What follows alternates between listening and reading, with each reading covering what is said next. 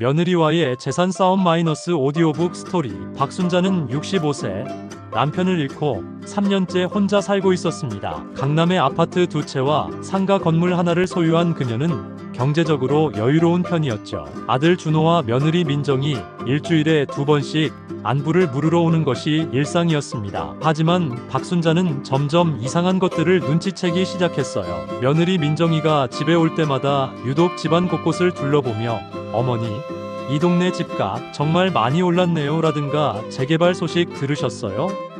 같은 말을 자주 했거든요.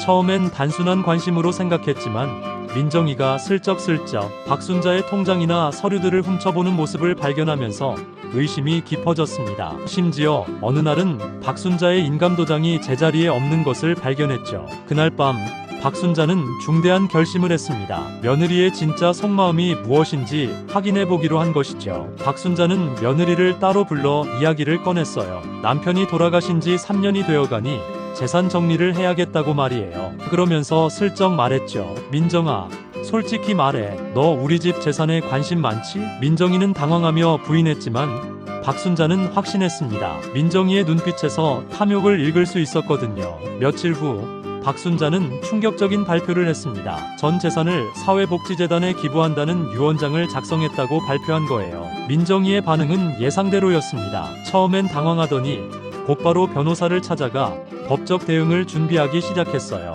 유류분 청구권을 주장하며 심지어 시어머니의 정신상태에 문제가 있다고 주장하기까지 했습니다. 박순자는 이 모든 것을 예상하고 있었어요. 사실 그녀는 3년 전부터 민정이의 모든 행동을 은밀히 기록해왔거든요. 법정에서 민정이는 필사적으로 항변했습니다. 시어머니가 최근 들어 기억력이 떨어지고 같은 말을 반복한다고 주장했어요. 판단 능력에 문제가 있다는 식으로 말이죠. 하지만 박순자 측 변호사가 준비한 증거들이 공개되자 법정 분위기가 완전히 바뀌었습니다. 3년간 녹음된 대화 내용들이 재생되기 시작했어요. 민정이가 몰래 통장을 뒤지는 소리, 부동산 중개업소에서 시세를 알아보는 통화 내용, 심지어 친구들에게 시어머니 재산이 얼마나 될지 모르겠다고 말하는 내용까지 모두 녹음되어 있었습니다. 가장 결정적인 것은 민정이가 박순자의 인감도장을 몰래 가져가 은행에서 잔고 조회를 시도했다는 은행의 CCTV 증거였어요. 민정이는 법정에서 완전히 궁지에 몰렸습니다. 재판이 끝나고 며칠 후 더 큰 충격이 기다리고 있었어요. 민정이가 준호에게 이혼을 요구한 거예요. 재산을 상속받을 가능성이 없어지자 아예 이 집안을 떠나겠다는 것이었죠. 준호는 충격받아 어머니를 찾아갔습니다. 그리고 그때 박순자는 진짜 비밀을 공개했어요. 법정에 제출했던 유언장은 가짜였다는 것이었습니다. 진짜 유언장에는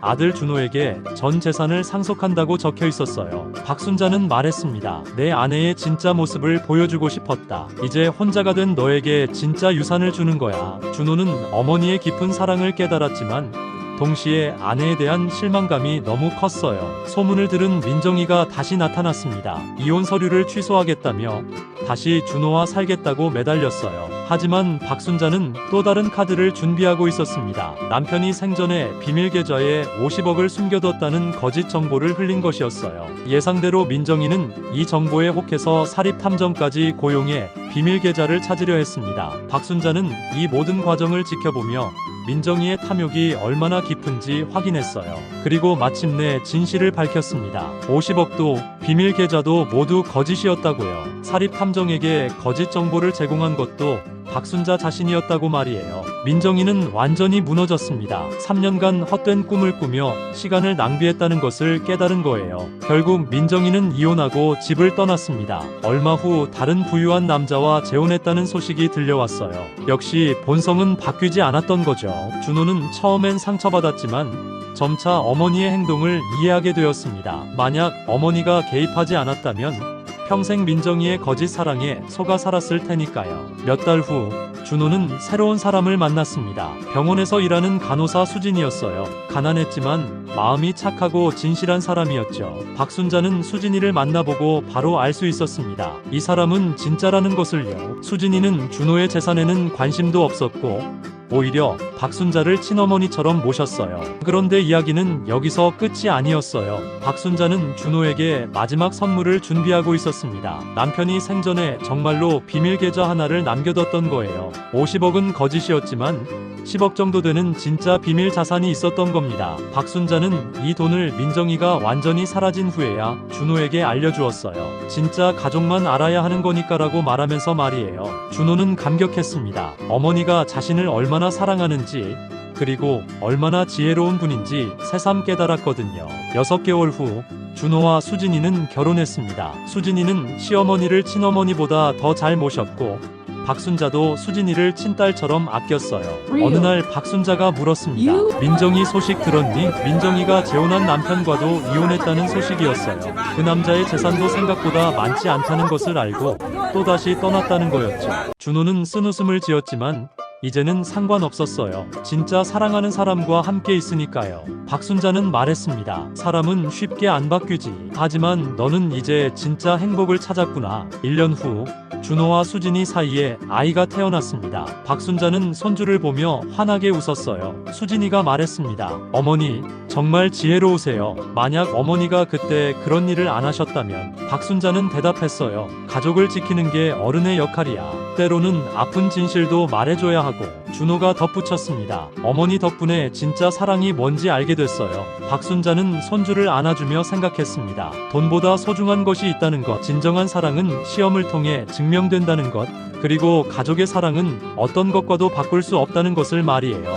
그렇게 박순자 가족의 이야기는 해피엔딩으로 막을 내렸습니다. 때로는 가장 아픈 진실이 가장 큰 선물이 될 수 있다는 교훈을 남기면서 말이에요. 이것은 단순한 재산 분쟁 이야기가 아니라 진정한 가족의 사랑이 무엇인지를 보여주는 이야기였습니다. 박순자의 지혜로운 계획 덕분에 아들은 거짓 사랑에서 벗어나 진짜 행복을 찾을 수 있었어요. 그리고 진정한 며느리를 만나 완벽한 가족을 이룰 수 있었죠. 때로는 사랑하는 사람을 위해 아픈 진실을 말해줘야 할 때가 있습니다. 박순자처럼 용기 있는 선택이 결국 모든 가족을 행복하게 만든 것처럼 말이에요. 여러분도 진정한 사랑과 거짓 사랑을 구별할 수 있는 지혜를 갖기를 바랍니다. 그리고 돈보다 소중한 것들을 잊지 마시기를 바라요. 지금까지 들어주셔서 감사합니다.